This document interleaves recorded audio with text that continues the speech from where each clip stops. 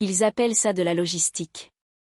Moi, j'appelle ça faire le babysitting de 3000 tonnes d'acier, de caoutchouc et d'humanité filant à 110 km/h sur les autoroutes de l'Hexagone. Je m'appelle Martine.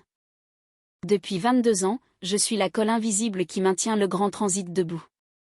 Vous ne me connaissez pas, mais si vous avez acheté un grille-pain en Alsace, un avocat en plein mois de février ou un groupe électrogène après une tempête en Bretagne, c'est grâce à moi s'ils sont arrivés à bon port. Je suis la spécialiste du renouvellement des contrats, ce qui, en jargon de bureau, désigne la femme qui sait où les cadavres sont enterrés et qui garde la pelle dans son coffre.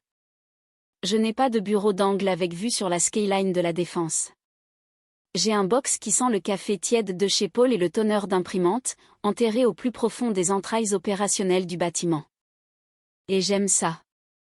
Le silence me permet d'entendre le ronronnement de la machine.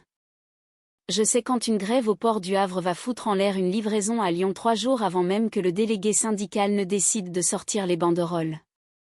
Je sais quel consortium de transport gonfle leur kilométrage et lesquels rouleront sous un blizzard parce qu'ils me doivent une faveur depuis 2008.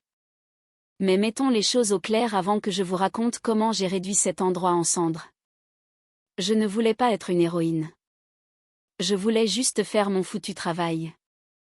Et, juste avant que je n'entre dans le vif du sujet et que je vous explique comment j'ai fait tomber un empire d'1 milliard d'euros avec un seul email, faites-moi plaisir, abonnez-vous et likez cette histoire. Ça aide l'algorithme à savoir que vous aimez regarder les accidents de train au ralenti. Merci. Maintenant, retour au carnage. Le problème a commencé, comme toujours, par un enterrement. Le vieux Jean-Pierre Legrand, le fondateur, n'est pas mort, mais il a pris sa retraite dans un domaine viticole à Saint-Tropez qui coûte probablement plus cher que le PIB d'une petite nation insulaire. C'était un salaud, certes, mais un salaud qui connaissait le prix du gazole. On se respectait. On avait un accord. Je faisais rouler ses camions, et il s'assurait que mes chèques ne soient pas en bois. Puis est arrivé Thibault. Thibault Legrand, 32 ans, un MBA d'une école de commerce dont son papa a payé une aile de la bibliothèque pour le faire admettre. Des dents si blanches qu'elles semblaient radioactives. Il a débarqué dans le bureau du PDG avec un costume qui coûtait plus cher que ma voiture, sentant le bois de santal et la confiance non méritée.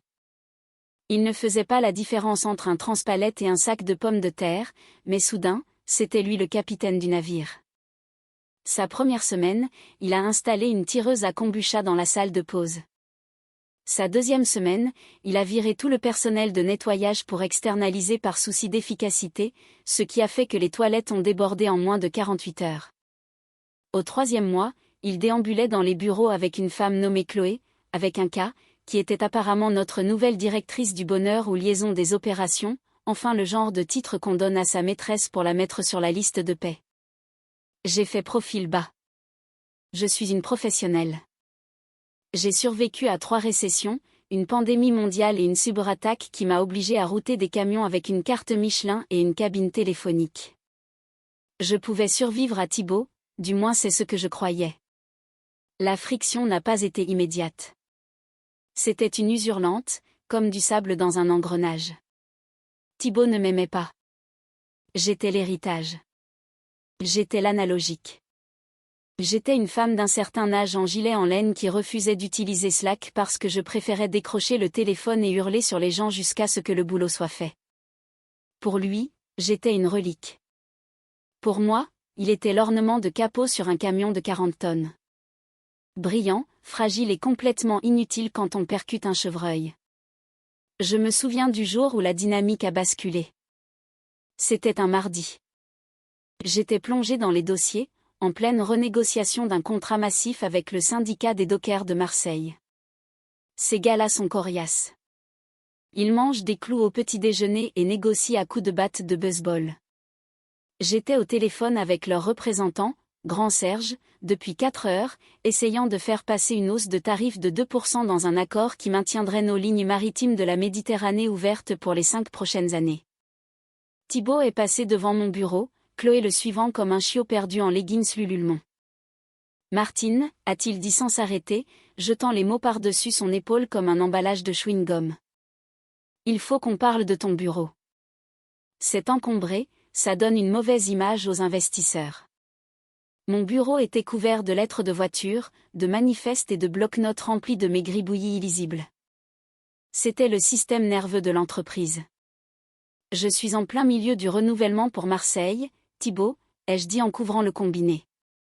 Si je range mon bureau, tu perds le port de Marseille. Il s'est arrêté. Il s'est retourné, me gratifiant de ce sourire condescendant qu'on réserve aux vieux parents confus. On a des logiciels pour ça maintenant, Martine. Mets tout ça sur le cloud et débarrasse-toi sérieusement du papier. On est en 2026. Il est parti. Chloé a ricané.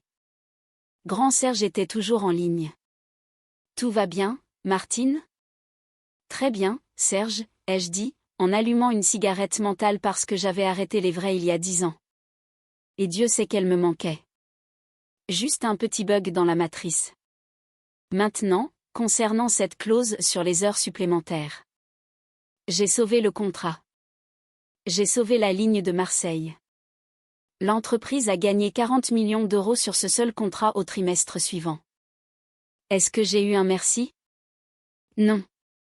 J'ai reçu un email des RH concernant la politique du bureau propre. Mais le point de rupture n'a pas été le travail. Ça ne l'est jamais. C'est toujours le manque de respect personnel qui allume la mèche. C'était la mi-octobre. La haute saison battait son plein. Les bonbons d'Halloween, les dindes pour les fêtes, les babioles de Noël, tout bougeait en même temps. Je faisais des journées de 12 heures, dopées à l'ibuprofène et à la rancœur. Puis l'email est tombé. Objet, présence obligatoire célébration du leadership visionnaire.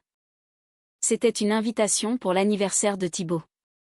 Rejoignez-nous ce samedi au Domaine Le Grand pour une nuit d'innovation, de célébration et de cocktail alors que nous honorons notre PDG, Thibaut Legrand, pour son 33e voyage autour du soleil. Présence obligatoire pour tout le personnel d'encadrement. Samedi. Le samedi le plus chargé du mois.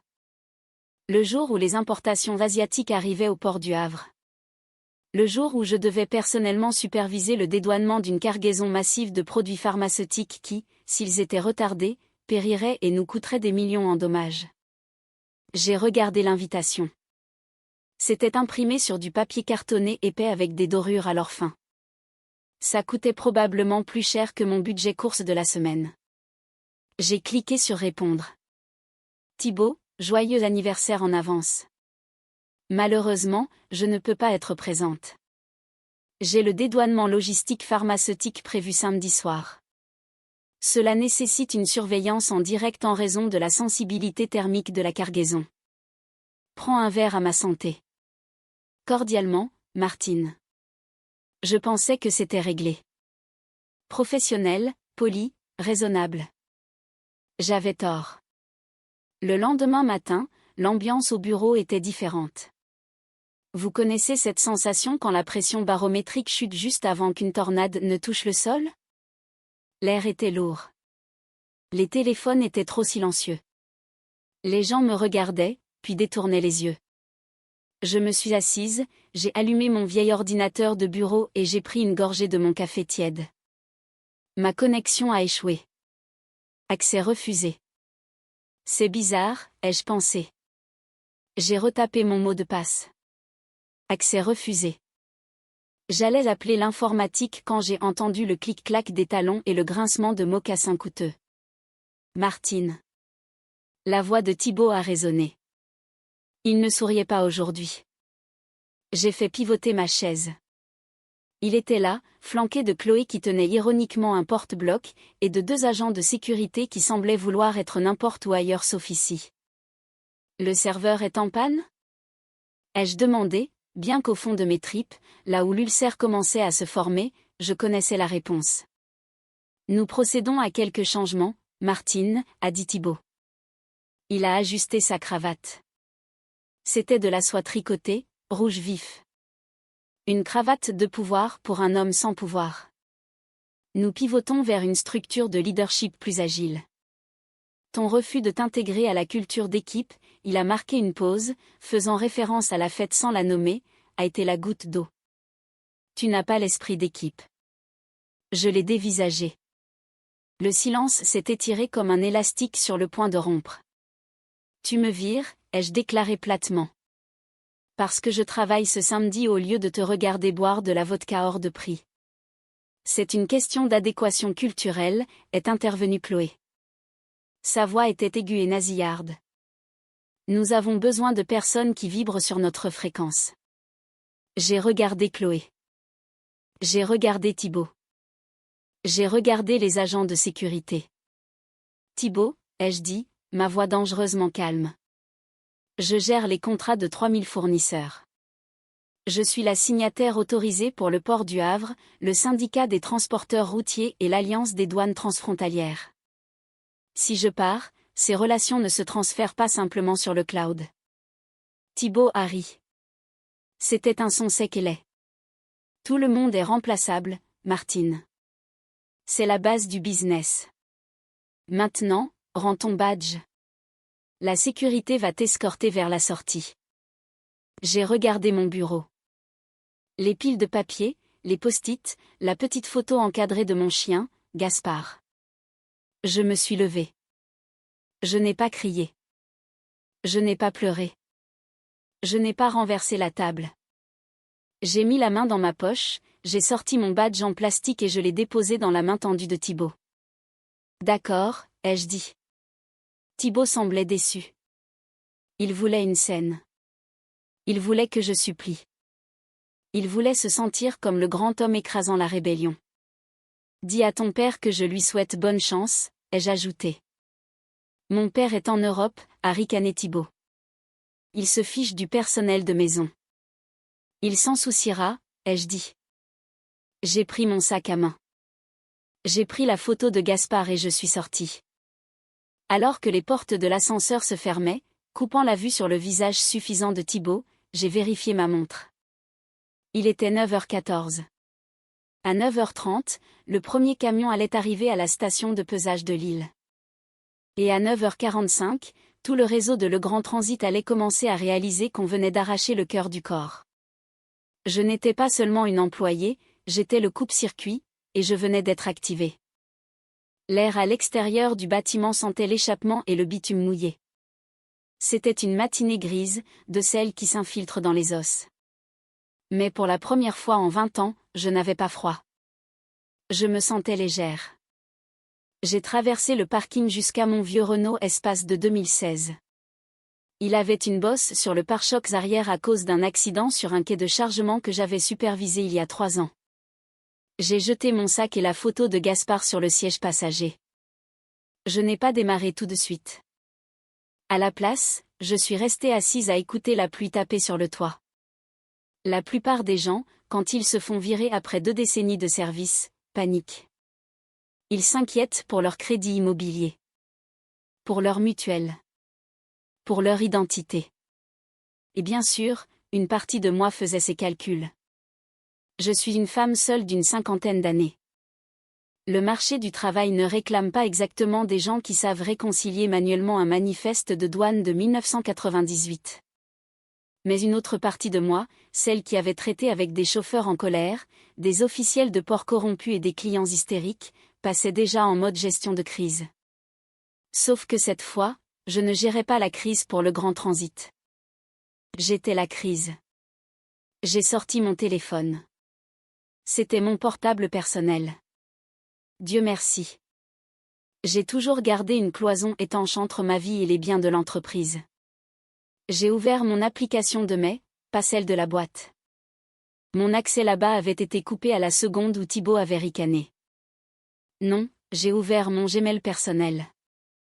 L'adresse que j'avais donnée à chaque gros fournisseur, chaque chef syndical et chaque directeur d'autorité portuaire au cours des 2 dernières décennies. Pas pour les affaires officielles, mais pour les urgences. Appelez-moi ici si le bâtiment brûle, leur disais-je. Eh bien, je venais de craquer l'allumette. Il était temps de regarder l'incendie. Je n'ai pas envoyé de messages groupés. Ça, c'est pour les amateurs. Ça ressemble à du sabotage.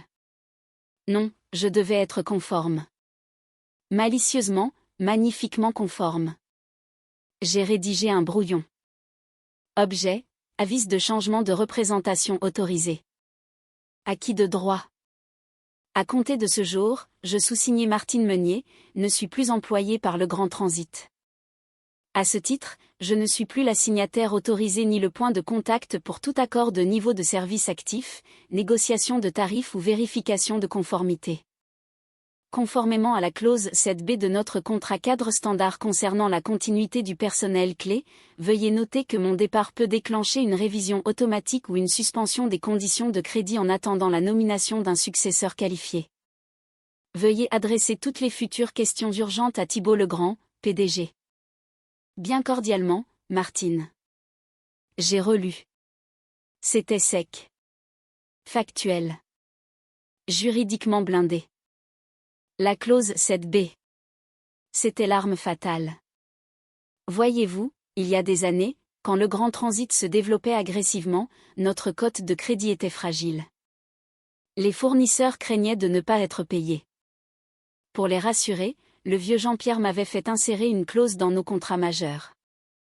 En gros, elle disait que si le personnel clé moi qui détenait la relation de confiance quittait l'entreprise, le fournisseur avait le droit de suspendre immédiatement les services ou d'exiger un paiement immédiat en espèces jusqu'à ce qu'il valide la nouvelle direction. C'était une clause de confiance. Il me faisait confiance à moi, pas à l'entreprise. Thibault ne connaissait pas la clause 7b. Thibault pensait probablement qu'un contrat cadre était un terme de jardinage. J'ai cliqué sur envoyer pour le premier email, puis le deuxième, puis le troisième. J'ai descendu la liste par ordre alphabétique. A, B, C. Consortium des transports alliés, envoyé. Autorité portuaire de Bayonne, envoyé.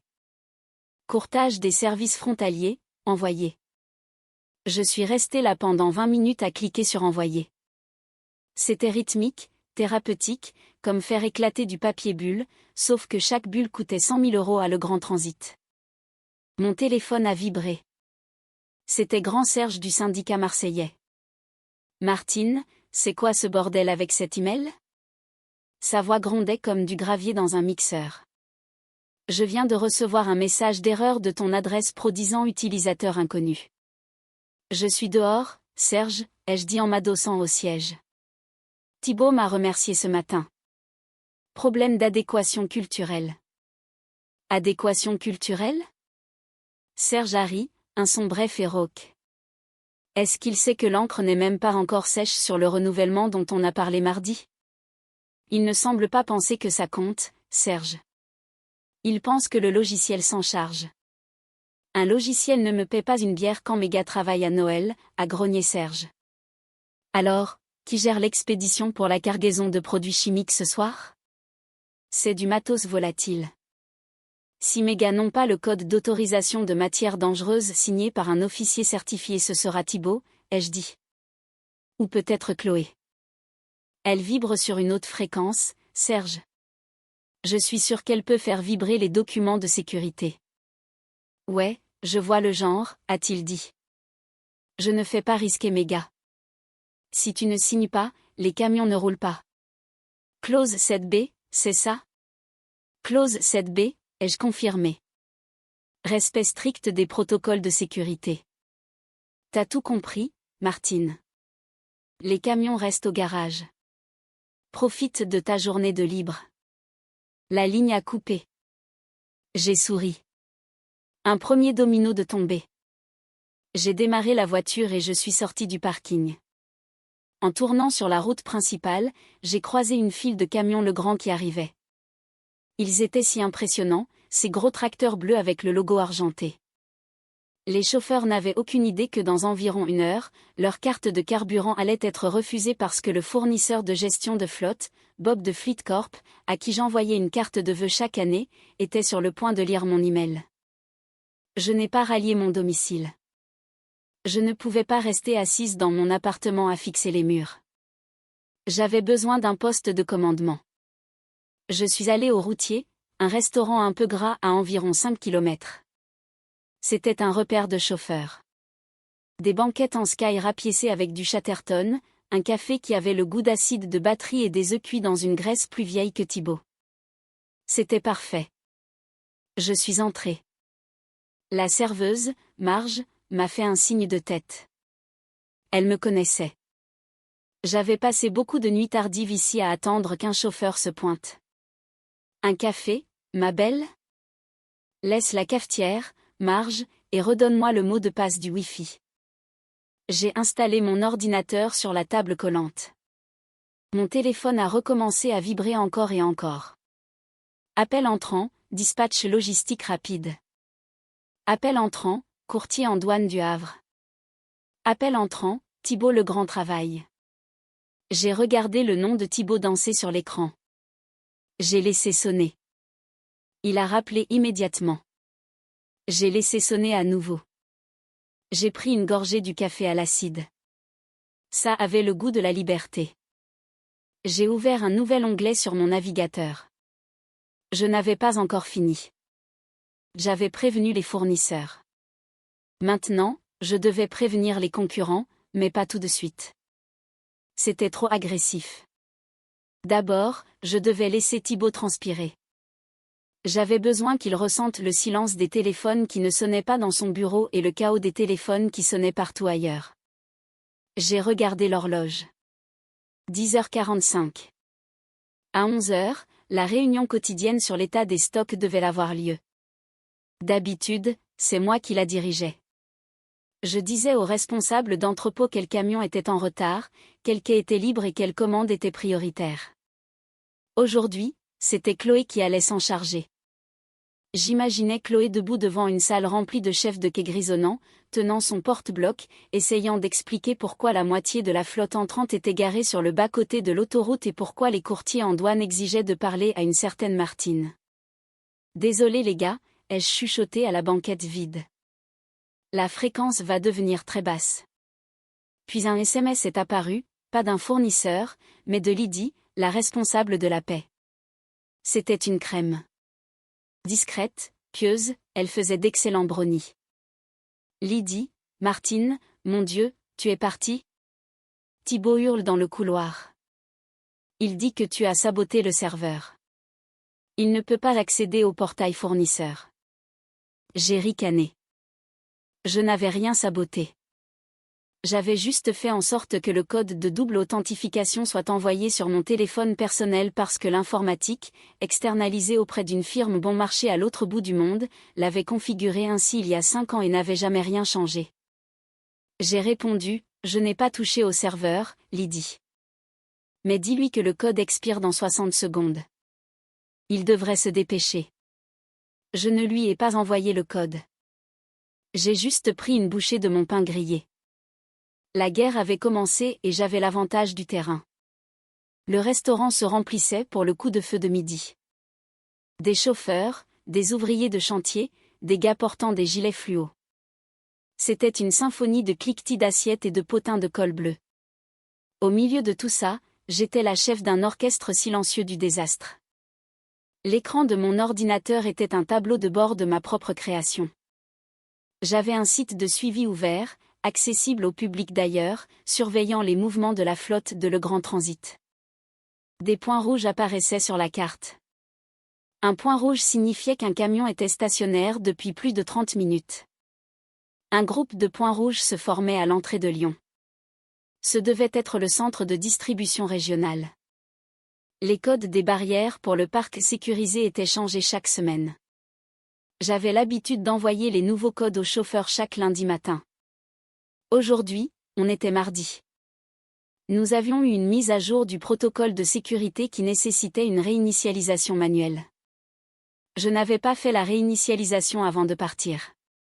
Thibault, dans son infinie sagesse, ne savait probablement même pas que la barrière avait un code. Il pensait sans doute qu'elle s'ouvrait par magie ou par la seule force de son charisme. Mon téléphone a vibré. Un SMS d'un numéro que je ne reconnaissais pas, mais l'indicatif était celui de Paris. SMS, Madame Meunier. Ici Maître Davison, conseil juridique pour Transport Atlantique.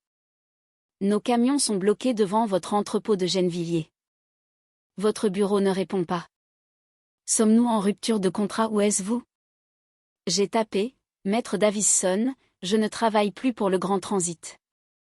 Veuillez vous référer à la clause 7B. Je ne peux pas autoriser l'entrée. Bonne chance. 3 minutes plus tard, un autre point rouge est apparu sur la carte à Gennevilliers. Ça marchait. Le système ne se brisait pas. Il se figeait. C'était un mécanisme de sécurité, comme quand le corps humain entre en état de choc pour préserver les organes vitaux. Les fournisseurs se protégeaient parce que la garante de leur sécurité, moi, n'était plus là. J'ai commandé un autre café. Marge l'a versé généreusement. Tu as l'air de préparer un hold-up, ma poule, a-t-elle dit en lorgnant mon ordinateur.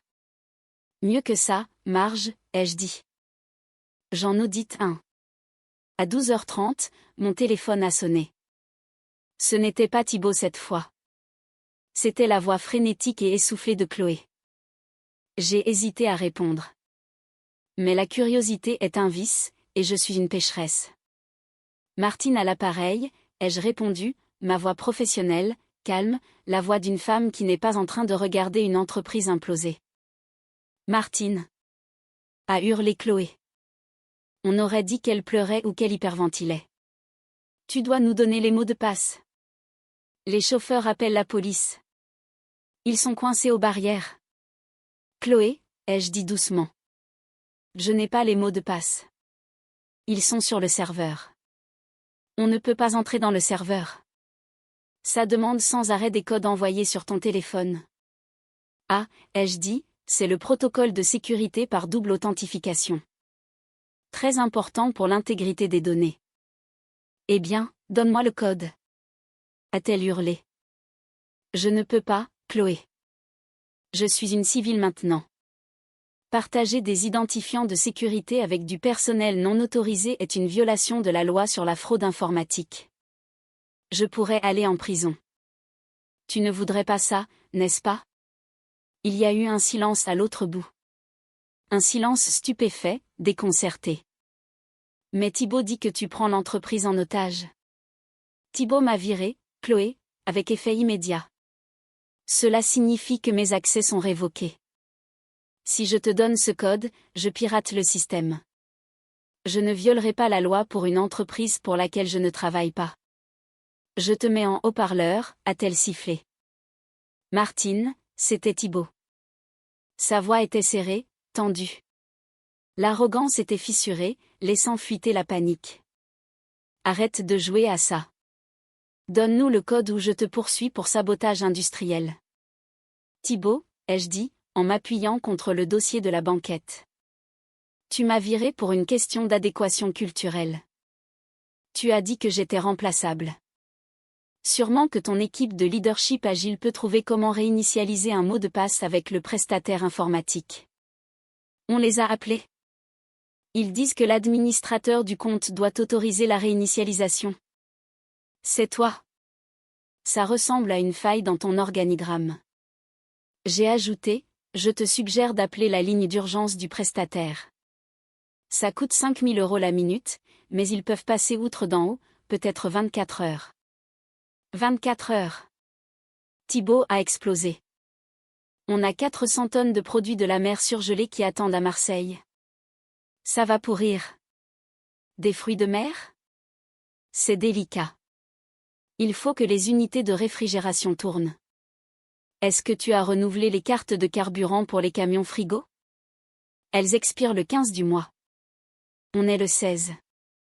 Je m'en occupe normalement manuellement parce que le système automatisé bug avec les fournisseurs du Sud. J'ai entendu un bruit sourd. On aurait dit quelqu'un frappant un bureau. Règle ça, Martine. Reviens. Règle ça et peut-être qu'on ne te poursuivra pas. Est-ce que tu me proposes de reprendre mon poste? Ai-je demandé. Je t'offre une chance de ne pas être détruite. A-t-il hurlé. Non merci, ai-je dit. Je suis occupé. Je range mon appartement. Le feng shui, c'est très important pour les vibrations. J'ai raccroché. J'ai fixé le téléphone. Ma main tremblait légèrement, pas de peur, mais d'adrénaline.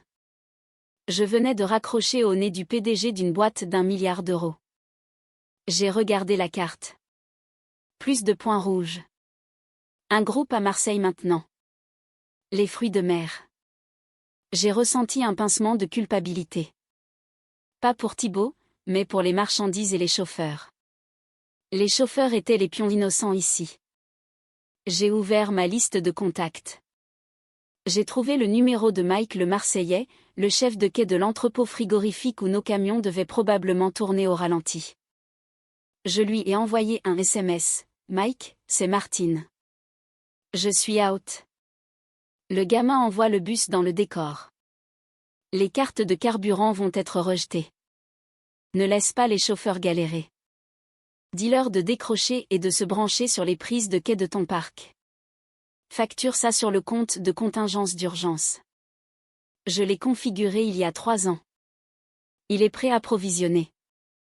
Mike a répondu instantanément, reçu 5 sur 5, maman ours. J'ai entendu la nouvelle.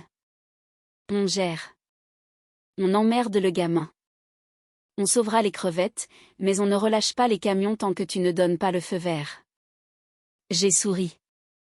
Les crevettes étaient sauves. Les chauffeurs étaient sauves. Thibaut était foutu. J'ai réalisé à ce moment-là que je n'étais pas seulement au chômage. J'étais une consultante indépendante, et ma monnaie d'échange était mon influence. J'ai fermé l'ordinateur. Le coup de feu du restaurant se calmait. Je devais passer à l'action. Rester ici était réactif. Je devais être proactive. J'ai réfléchi à qui gagnerait le plus à l'effondrement de Le Grand Transit. Global Logistic Corp, notre plus gros rival. Leur vice-président régional, un requin nommé Marc-Antoine Roche, essayait de me débaucher depuis une décennie. J'avais toujours dit non par loyauté envers le vieux Jean-Pierre. La loyauté est une rue à double sens, et Thibaut venait de la goudronner. J'ai pris mon téléphone. J'ai composé le numéro de Marc-Antoine. Il a décroché à la 2e sonnerie. Martine Meunier a ronronné sa voix de baryton. À quoi dois-je le plaisir? Tu as enfin fini de sauver le monde pour des clopinettes? Je suis libre, Marc-Antoine, ai-je dit. Libre. Viré ce matin. Il y a eu une pause pensive, coûteuse. Où es-tu? A-t-il demandé. Au routier sur la nationale 7. Ne bouge pas, a dit Marc-Antoine. J'envoie une voiture. On déjeune et on parle de l'avenir. Marc-Antoine, ai-je dit, une dernière chose. Oui. Je ne viens pas seul. Oh. J'amène le port du Havre, le syndicat de Marseille et les douanes transfrontalières avec moi. Je pouvais pratiquement l'entendre sourire à travers le téléphone. J'envoie la limousine, a-t-il dit. Une Mercedes classe S noire s'est garée devant le restaurant routier. Elle détonnait comme un diamant dans un tas de charbon. Le chauffeur, un gars qui semblait pouvoir faire videur dans un club de luxe, m'a ouvert la porte. J'ai pris mon vieux sac en toile et mon ordinateur. Marge, derrière le comptoir, a sifflé. Tu montes en grade, Martine. Juste un changement de monture, Marge, ai-je répondu. Je me suis glissé sur le siège arrière. Ça sentait le cuir neuf et l'argent.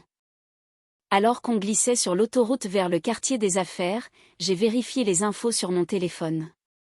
Rien sur les grandes chaînes encore. La logistique, c'est ennuyeux jusqu'à ce que ça casse. Mais les blogs spécialisés s'enflammaient déjà. Titre de Logistic News, le Grand Transit signale une panne informatique majeure, port paralysé. Un autre site, qui est Martine Meunier? Pourquoi les chauffeurs refusent de rouler pour le Grand? J'ai failli rire. J'étais en train de devenir virale dans le coin le plus obscur et le plus ringard d'Internet. Je suis une célébrité. Mon téléphone a vibré. Un message vocal. C'était ma mère. Lydie de la Paix avait dû prévenir le cercle de prière. Martine, la voix de ma mère tremblait. Le prêtre a entendu que tu as été licenciée. On prie pour toi. Aussi, ta tante Monique veut savoir si tu peux toujours lui avoir une réduction pour l'envoi d'une palette de nains de jardin en céramique depuis l'Espagne. Rappelle-moi. Je me suis frotté les tempes. Même en pleine apocalypse, tante Monique a besoin de ses nains de jardin. Nous sommes arrivés à l'Obsidienne, un restaurant gastronomique en centre-ville où les serveurs portent des gants blancs et où l'eau coûte 9 €. Marc-Antoine Roche m'attendait à une table d'angle. Il ressemblait à un méchant de James Bond qui aurait décidé de se lancer dans la gestion de la chaîne d'approvisionnement plutôt que dans la domination mondiale. Costume parfaitement taillé, tempes grisonnantes, des yeux qui calculent les marges de profit en temps réel. Martine, il s'est levé en me tendant la main. Tu as l'air pleine d'énergie. J'ai l'air de quelqu'un qui vient de se faire virer, Marc-Antoine, ai-je dit en m'asseyant. Arrêtons les politesses. Tu sais ce qui se passe. Je sais. Il a fait un signe au serveur. Nos répartiteurs signalent une hausse massive des demandes de transport en urgence. Les cargaisons de Legrand sont abandonnées sur le marché libre. Les tarifs s'envolent. C'est la curée. Thibaut panique, ai-je dit en dépliant ma serviette. Il essaie de couvrir les envois qu'il ne peut pas déplacer, mais il n'a pas les chauffeurs. Et pourquoi ça, Martine? Marc-Antoine s'est penché vers moi. Pourquoi les chauffeurs se garent-ils? Les syndicats ne font pas grève parce qu'une cadre intermédiaire se fait lourder. Je ne suis pas une cadre intermédiaire, Marc-Antoine. Je suis la police d'assurance. Ils savent que sans moi, les chèques risquent d'être rejetés. Les tickets de péage ne seront pas payés et les courtiers en douane ne valideront pas les papiers. Je ne leur ai pas dit d'arrêter. Je leur ai juste dit que je n'étais plus là pour les protéger. L'instinct de conservation a fait le reste. Le serveur est arrivé. J'ai commandé un whisky. Pur. Marc-Antoine a pris une eau pétillante.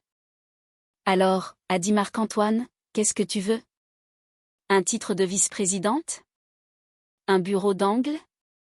On peut s'aligner sur ton salaire avec un bonus de 20%. Je ne veux pas un emploi, Marc-Antoine, ai-je dit en le fixant. Je veux de l'autonomie. Explique-toi. Je veux créer une division au sein des comptes stratégiques mondiaux. J'apporte mon portefeuille de clients, mes fournisseurs, mes contacts, ma confiance. Je gère ça à ma façon.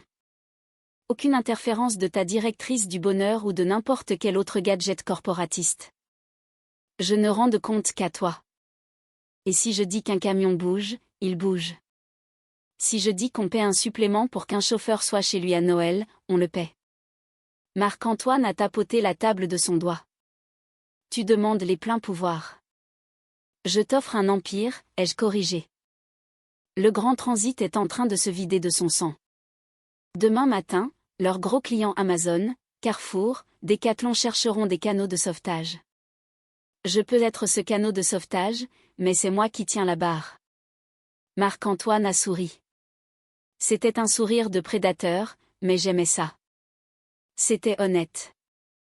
Marché conclu, a-t-il dit.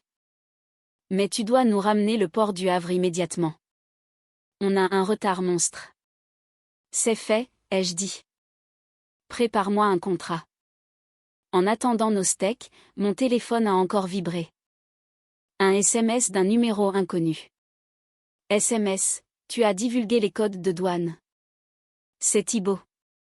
Il était passé des menaces professionnelles aux insultes personnelles. J'ai répondu, je n'ai rien divulgué. J'ai juste oublié de renouveler la licence de cryptage. Elle a expiré à midi. Tu aurais dû vérifier le prélèvement automatique. J'ai pris une gorgée de whisky. Ça brûlait, mais c'était une bonne brûlure. Puis une notification est apparue, me glaçant le sang. Alerte ministère des Transports, accident majeur. Véhicule Legrand Transit 4004 impliqué dans un carambolage sur la 7. Déversement de matière dangereuse. Mon estomac s'est noué. Matière dangereuse. C'était la cargaison chimique qui inquiétait Grand Serge. J'ai appelé Serge immédiatement. Il a décroché à la première sonnerie. Martine, dis-moi que tu as vu ça. Serge, il semblait secoué. J'ai vu l'alerte.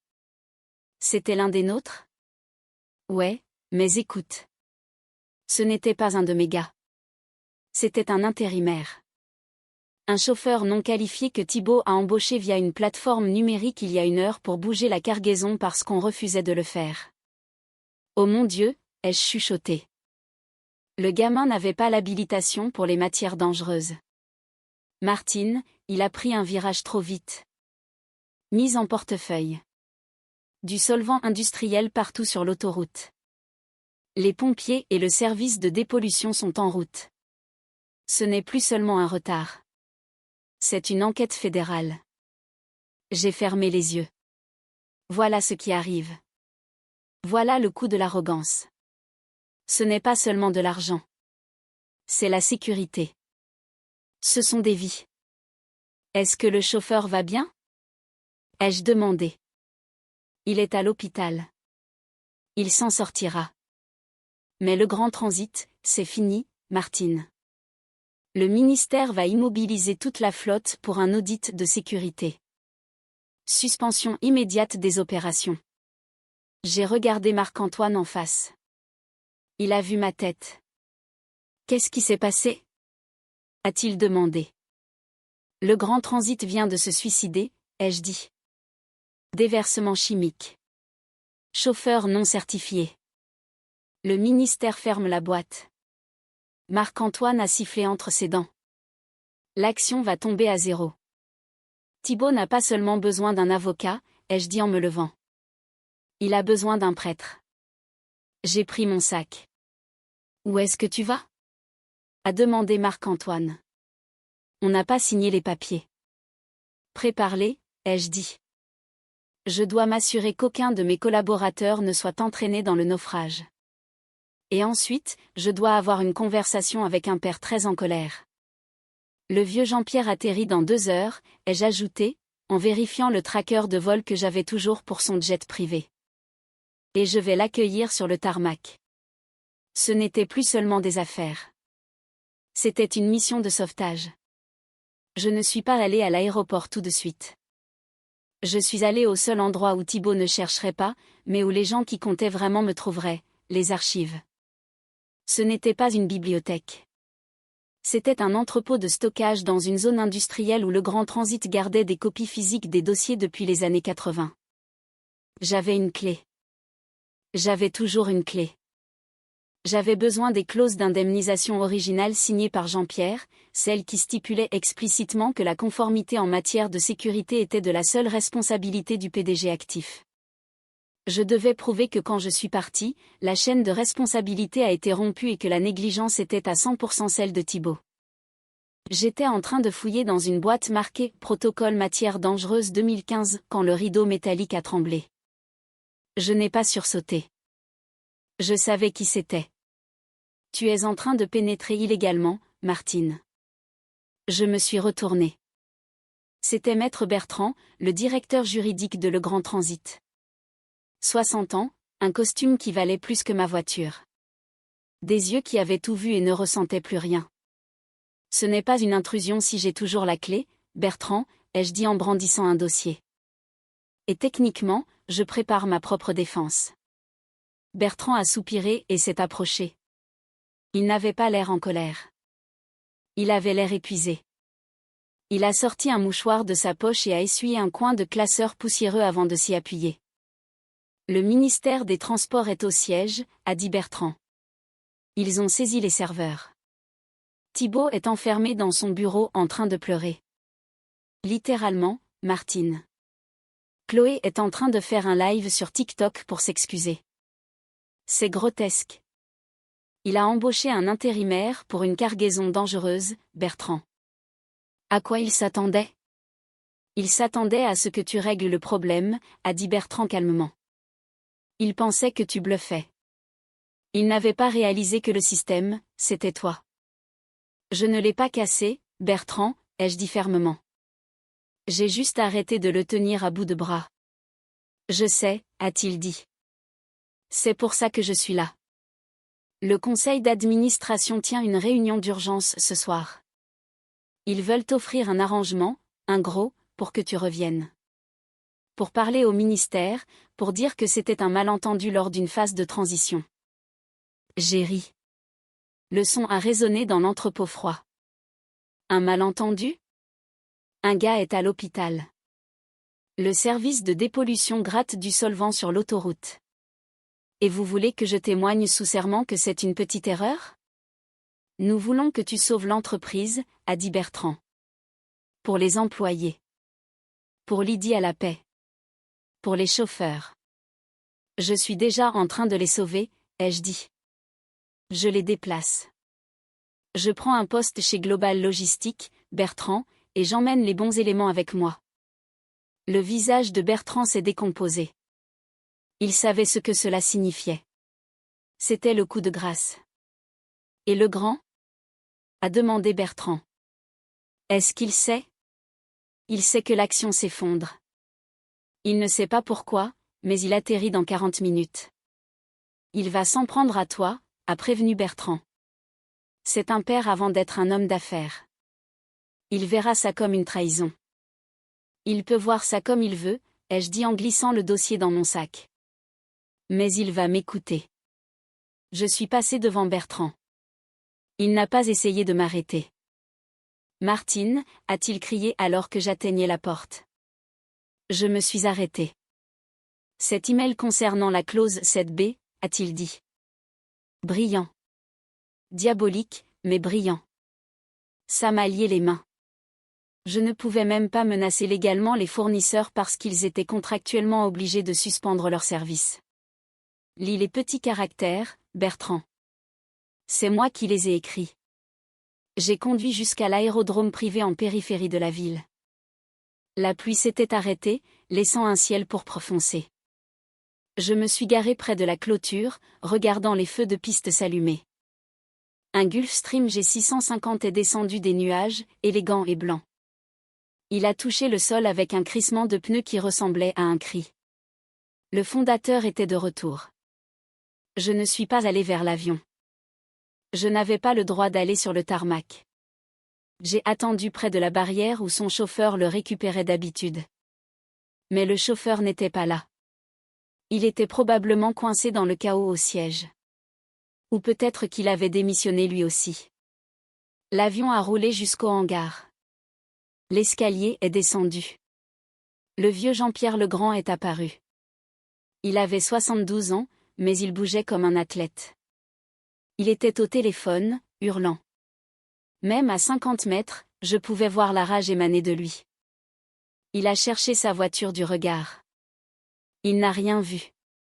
Puis il a vu mon Renault Espace. J'ai baissé la vitre. Il s'est précipité vers moi, son manteau battant au vent. Il ressemblait au roi Lear dans la tempête. Toi! A-t-il rugi, me pointant du doigt. Espèce d'ingrate, de traîtresse monte, Jean-Pierre, ai-je dit, en utilisant son prénom. Je ne l'avais jamais appelé par son prénom. Il s'est arrêté net. Le choc l'a réduit au silence une seconde. Monte, ai-je répété. Ton chauffeur ne viendra pas. Thibaut a viré l'équipe de dispatch, donc personne n'a prévenu le service de limousine que ton vol était en avance. Je suis ton seul moyen de transport. Il m'a fixé, le visage rouge. Il a regardé le parking désert. Il a regardé son téléphone qui devait exploser de mauvaises nouvelles. Il a ouvert la porte brusquement et s'est assis sur le siège passager. Roule, a-t-il grogné. Et commence par m'expliquer pourquoi ma boîte vaut la moitié de ce qu'elle valait ce matin. Attache ta ceinture, Jean-Pierre, ai-je dit en passant la première. C'est une longue histoire, et elle commence avec un legging Lululemon et l'ego de ton fils. On a quitté l'aérodrome en trombe. Le roi en exil roulant dans un vieil espace de 2016. Tu as détruit mon héritage, a-t-il craché en regardant par la fenêtre. Non, Jean-Pierre, ai-je dit en m'insérant sur l'autoroute. J'ai juste allumé la lumière. C'est toi qui as laissé les gamins jouer avec des allumettes. Thibaut a dit que tu avais piraté le système, que tu l'avais verrouillé. Thibaut ne fait pas la différence entre un piratage et un mot de passe expiré. Je suis parti. Le système m'a suivi. Ce n'est pas du sabotage, Jean-Pierre. C'est la loi de la gravité. Il est resté silencieux pendant 1 kilomètre. L'accident, a-t-il dit, sa voix plus douce, plus vieille. Est-ce que le chauffeur?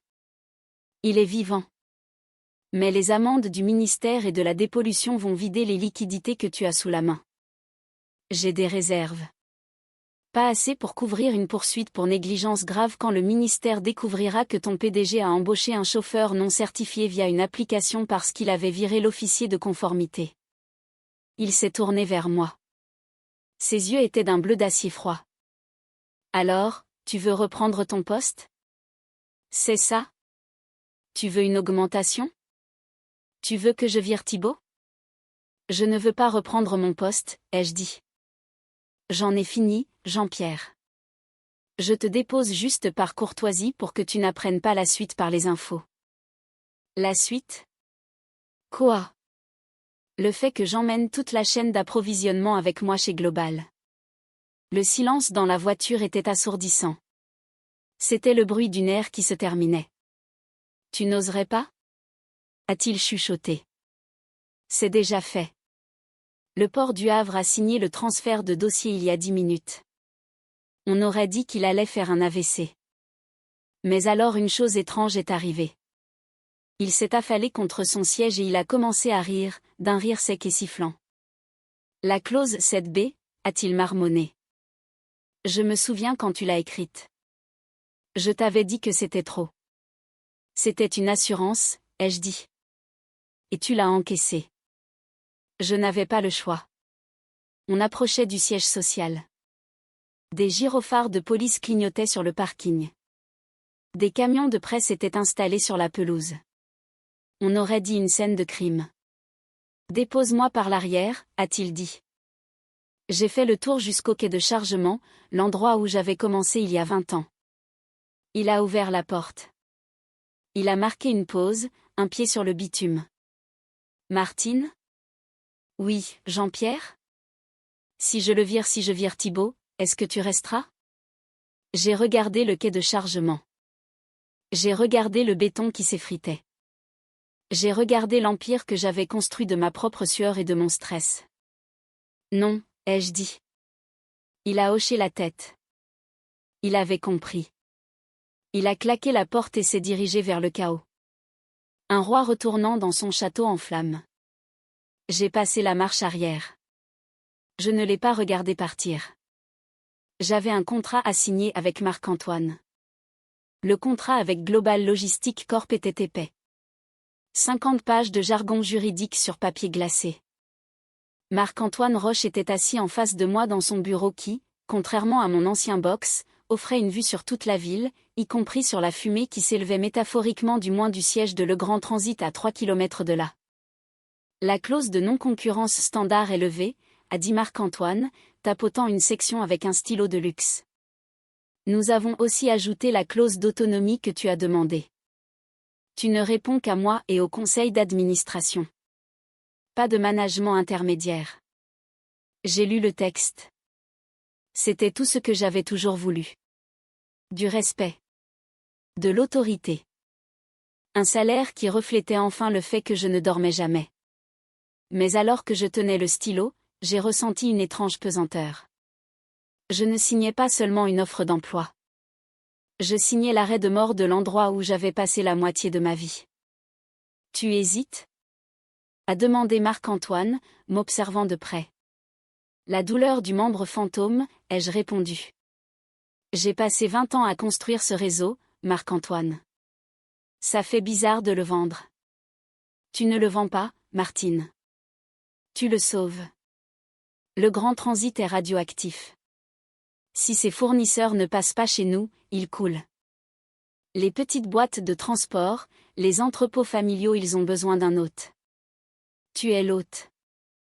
Il avait raison. C'était la logique brutale de la logistique. Avancer ou mourir. J'ai signé, Martine Meunier, vice-présidente senior des opérations stratégiques. Bienvenue du côté obscur, a souri Marc-Antoine, en faisant glisser une coupe de champagne vers moi. Je préfère appeler ça le côté des vainqueurs, ai-je dit, ignorant le verre. Maintenant, est-ce que je peux avoir un téléphone? J'ai du travail. Pendant les 6 heures suivantes, assise dans un fauteuil en cuir qui coûtait plus cher que ma première voiture, j'ai démantelé mon ancienne vie. J'ai appelé le port du Havre. Martine, Dieu merci. On a des conteneurs empilés jusqu'à la Lune. Le grand ne répond pas. Qu'est-ce qu'on fait? Routé vers le code global 884, ai-je dit. J'autorise le transfert. Tu es chez Global? D'accord, on change les manifestes tout de suite. J'ai appelé le consortium des transporteurs. Salut les gars, c'est Martine. J'ai entendu pour l'accident. Écoutez, si vous voulez que vos factures soient payées cette semaine, vous devez facturer Global. Je lance l'enregistrement prioritaire des fournisseurs. On est avec toi, Martine. Dis-nous juste où on doit rouler. Ce fut un raz-de-marée, une migration de masse. À 20h, j'avais déplacé 60% du volume actif de Legrand vers Global. Mon téléphone a vibré. Un SMS de Lydie chez Legrand. Lydie, c'est un bain de sang ici. Jean-Pierre a viré Thibaut. La sécurité l'a escorté vers la sortie. Il pleurait, Martine. Il pleurait vraiment. Jean-Pierre est dans la salle de conférence. Il a l'air vieux. Il te demande. J'ai fixé l'écran. Thibaut était parti. La sorcière était morte, mais la maison était déjà tombée. Marc-Antoine, ai-je dit, je dois sortir un moment. Tu viens à peine de commencer. Il a froncé les sourcils. Je dois boucler la boucle, ai-je dit. Je suis retourné chez le Grand Transit. Les camions de presse étaient partis, mais le ruban de police était toujours là autour de la zone de l'accident. Le bâtiment semblait sombre, à l'exception des lumières du dernier étage. La suite exécutive. Mon badge ne fonctionnait plus, évidemment. J'ai sonné à l'interphone. Sécurité. Une voix fatiguée a répondu. C'est Martine, ai-je dit. Il y a eu une pause. Puis le buzzer a retenti. J'ai traversé le hall. C'était vide. Une ville fantôme. La plaque de l'employé du mois affichait toujours une photo de Chloé. J'ai résisté à l'envie de l'arracher. J'ai pris l'ascenseur. L'étage de la direction était silencieux. Je suis passé devant le bureau de Thibaut. La porte était ouverte. C'était saccagé. Des papiers partout, un vase brisé, du kombucha renversé sur le tapis, l'odeur de l'échec. Je suis allé jusqu'à la salle du conseil. Jean-Pierre Legrand était assis en bout de la longue table en acajou. Il était seul. Une bouteille de scotch était ouverte devant lui. Il a levé les yeux quand je suis entré. Il semblait diminuer, vaincu. Tu les as tous pris, a-t-il dit. Ce n'était pas une question. J'ai pris ceux qui voulaient survivre, ai-je dit, restant debout. L'action de Global a pris 8% après la fermeture des marchés, a-t-il marmonné. La cotation de Legrand est suspendue. Il a versé 2 verres de scotch. Il en a fait glisser un le long de la table. Il s'est arrêté juste devant moi. Je l'ai viré, a dit Jean-Pierre. Thibaut. Je l'ai rayé de mon testament. Il est fini. C'est bien, Jean-Pierre. Mais c'est trop tard. Je sais. A-t-il crié en frappant la table de sa main. Je sais. Je lui ai fait confiance. C'est mon fils. C'est un idiot, Jean-Pierre. Et tu le savais. Mais tu l'as laissé jouer au PDG parce que tu voulais un héritage. Et c'est quoi ça? Il a fait un geste vers la salle vide. C'est ça mon héritage? Non, ai-je dit en prenant le verre. C'est moi. Il m'a dévisagé. J'ai formé les gens qui font tourner cette boîte. J'ai écrit les contrats. J'ai construit les relations. Tu as fourni le capital, Jean-Pierre, mais j'ai fourni la compétence. Et quand tu as laissé cette compétence passer la porte, tu as perdu ton droit à un héritage. J'ai sifflé le scotch. Il était cher. Soyeux. Je t'ai proposé le poste de directrice générale dans la voiture, a-t-il dit doucement. Tu as dit non. Parce que je ne veux plus réparer tes erreurs, ai-je dit. Je veux construire quelque chose de nouveau avec Marc-Antoine Roche. Il a ricané. C'est un requin. C'est un requin qui sait qu'il ne faut pas mordre la main qui nourrit le réseau logistique, ai-je répliqué. J'ai posé le verre. Je suis venu te dire une chose, Jean-Pierre. Lydie à la paix, l'équipe de l'entrepôt, les répartiteurs ne les entubent pas. Donne-leur leurs indemnités. Si j'entends qu'un seul salaire n'est pas payé, je débaucherai chaque employé restant et je te laisserai avec rien d'autre que les fils de cuivre dans les murs. Jean-Pierre m'a regardé un moment. J'ai vu l'ancienne flamme dans ses yeux. Le respect. Ils seront payés, a-t-il dit. Bien. Je me suis détournée pour partir. Martine ? A-t-il appelé. Je me suis arrêtée. Tu étais la meilleure que j'ai jamais eue, a-t-il dit.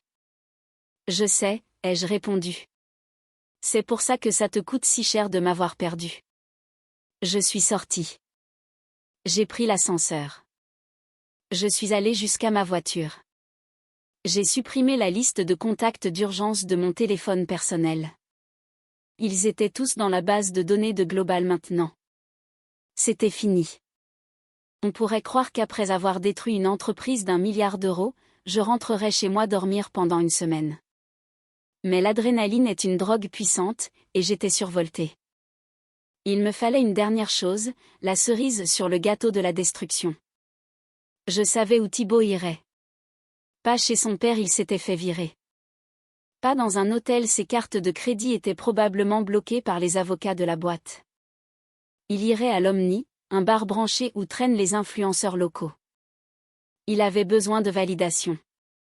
Il avait besoin d'un public. Je suis passé devant.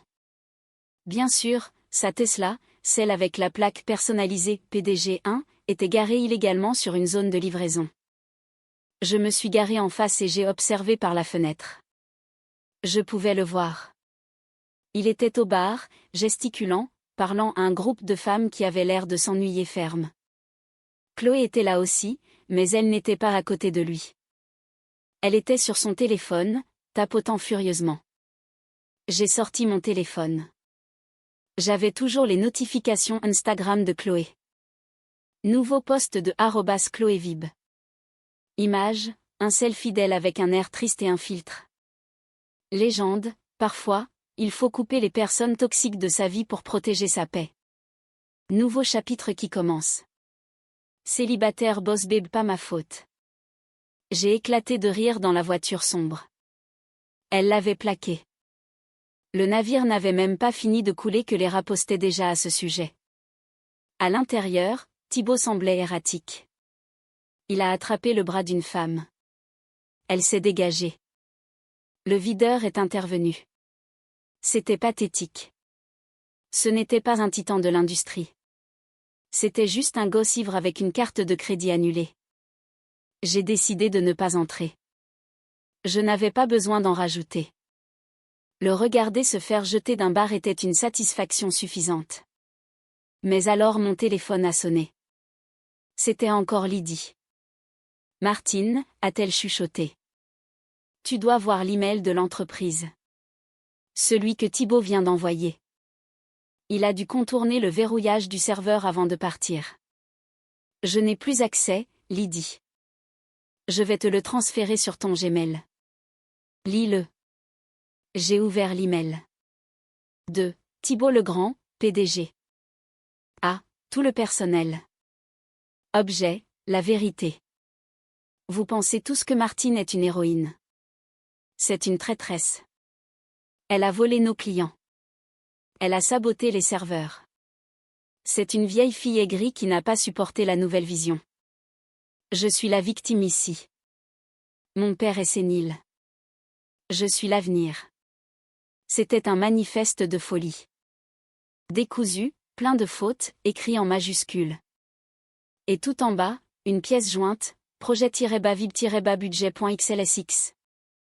Il s'était trompé de fichier et avait joint le budget du département de Chloé au lieu des prétendues preuves contre moi. J'ai ouvert le tableur. Ce n'était pas un budget. C'était une liste de frais de conseil payés à diverses sociétés écrans pour du bien-être personnel, des retraites spirituelles et de la chirurgie esthétique. Il avait détourné des fonds, utilisant l'argent de l'entreprise pour payer le train de vie de Chloé. Ce n'était plus seulement de l'incompétence. C'était un crime. J'ai transféré l'email à Maître Bertrand, l'avocat. Objet, pour info. Cor, tu devrais peut-être appeler la brigade financière avant qu'ils ne t'appellent. 10 minutes plus tard, j'ai vu des gyrophares bleus dans le rétroviseur, mais ce n'était pas pour moi. 2 voitures de police se sont garées devant l'Omni. Les policiers sont entrés. Quelques instants plus tard, ils sont ressortis escortant Thibaut. Il était menotté. Il hurlait, « Vous savez qui je suis ? Je suis le PDG. » Je l'ai regardé être poussé à l'arrière de la voiture de police. « Non, Thibaut, ai-je chuchoté. Tu es un passif. » J'ai passé la première. Maintenant, c'était vraiment fini. Je suis rentré chez moi. Mon appartement était calme. Gaspard, mon golden retriever, m'a accueilli en remuant la queue, ignorant que sa maîtresse venait de décapiter une dynastie industrielle. Je me suis assise sur mon canapé. La télé était éteinte. Je me suis versé un verre de vin bon marché, pas le truc de luxe que Marc-Antoine m'avait offert. Mon téléphone a sonné. C'était Jean-Pierre Legrand. « Il est en cellule », a dit Jean-Pierre. Sa voix sonnait comme du verre brisé. J'ai vu, ai-je dit. Détournement de fonds. Bertrand dit que ça se chiffre en millions. Il a volé dans le fonds de pension des employés, Martine. Ça m'a frappé. Le fonds de pension. L'argent des chauffeurs. L'argent du mari de Marge qui avait conduit pour nous pendant 30 ans. Règle ça, Jean-Pierre, ai-je dit. Je ne peux pas. Les comptes sont gelés. Les amendes, Martine, si la pension disparaît, ces gens n'ont plus rien. J'ai fermé les yeux. Je voulais détruire Thibaut. Je ne voulais pas détruire les chauffeurs. Martine, a supplié Jean-Pierre. Tu as les contrats. Tu as le levier. Tu es chez Global maintenant. Est-ce que tu peux structurer l'accord pour que Global absorbe la responsabilité des pensions ? C'était une demande énorme. Ça coûterait des millions à Global. Marc-Antoine détesterait ça. Ça n'avait aucun sens économique. Mais j'ai repensé à Grand Serge. J'ai repensé au gars qui roulait sous le blizzard.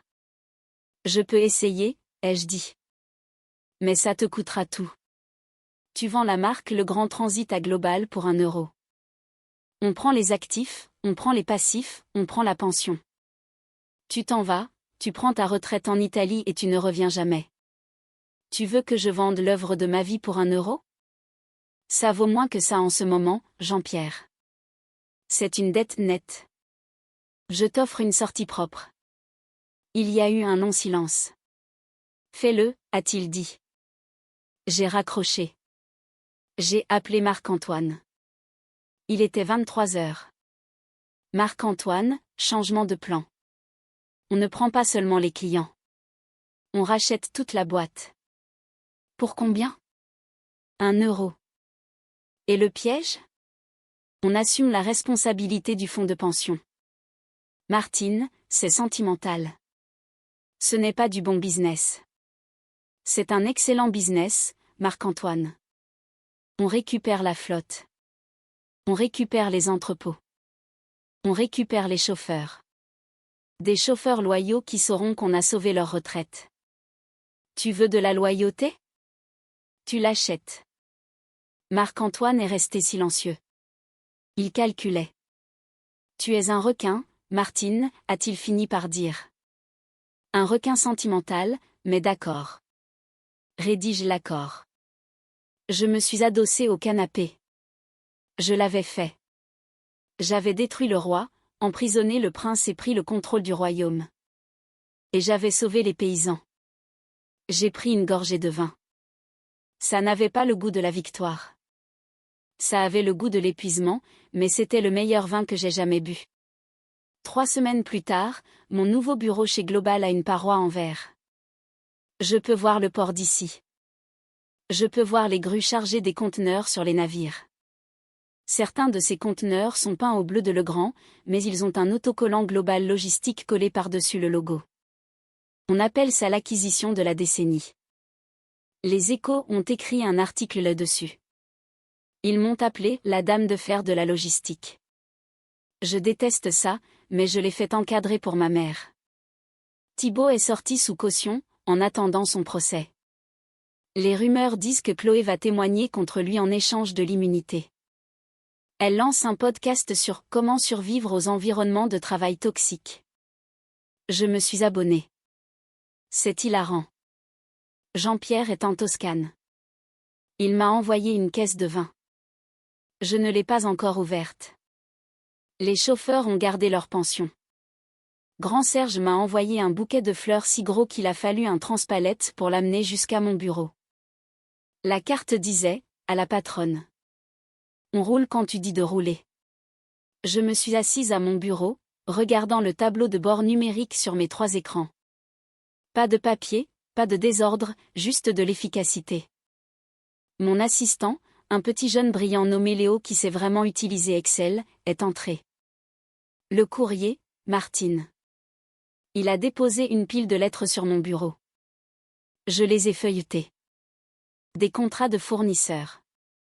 Des notes de remerciement. Et puis une petite enveloppe rose. Elle venait de l'administration pénitentiaire. Je l'ai ouverte. Une lettre de Thibaut. Écrite à la main. Martine. Tu penses avoir gagné. Tu n'es qu'un rouage. Tu seras toujours un rouage. J'espère que tu profites bien de ton box. J'ai regardé mon immense bureau d'angle. J'ai regardé la vue sur l'empire que je commandais désormais. Je n'ai pas ressenti de colère. Je n'ai rien ressenti du tout. C'était un fantôme. Un bug que j'avais corrigé. J'ai pris la lettre. Je me suis dirigé vers le destructeur de documents. Le papier rose s'est transformé en confetti. Je suis retourné à mon bureau. Mon téléphone a sonné. C'était Marc-Antoine. Martine, on a un problème au canal de Suez. Un navire est bloqué. On a besoin d'un plan de déroutement. J'ai souri. Je m'en occupe, ai-je dit. J'ai mis mon casque. J'ai affiché la carte. La machine ronronnait et c'était moi qui tenais la clé à molette. Faisons bouger ces marchandises, ai-je dit à la pièce vide.